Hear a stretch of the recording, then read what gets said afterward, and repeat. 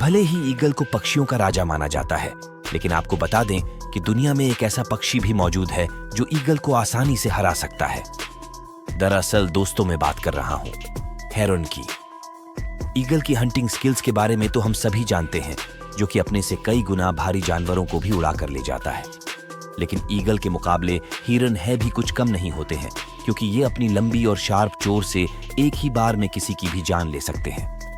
वैसे हिरन के अलावा ईगल को और कौन पक्षी हरा सकता है, कमेंट करके जरूर बताना।